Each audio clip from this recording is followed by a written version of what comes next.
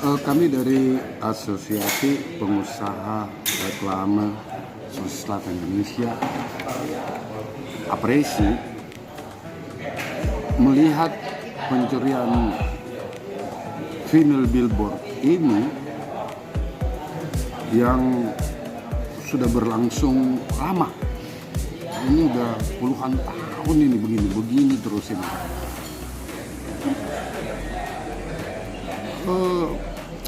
Beberapa kali kami sudah laporkan ke pihak yang berwajib.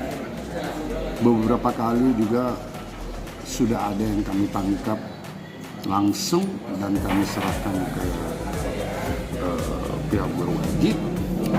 Namun saya memperhatikan tidak ada efek jerah.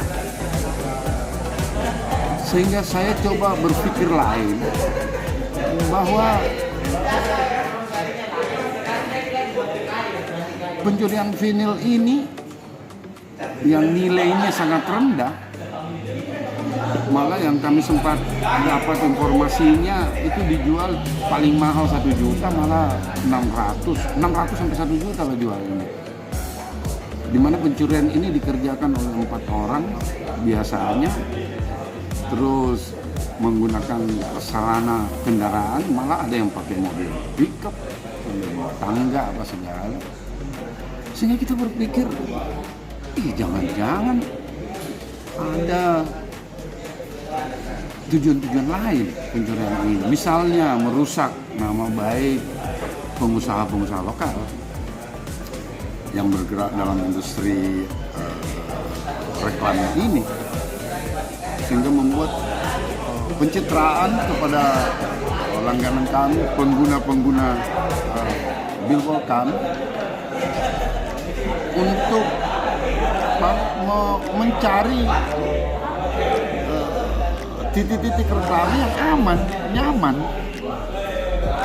Nah, kami sudah sajikan itu terhadap pelanggan kami, tapi selalu diganggu dengan pencurian kayak begini. Jadi boleh saya berkata bahwa siapa tahu ada mafia bisnis di sini. Nah, itu yang kita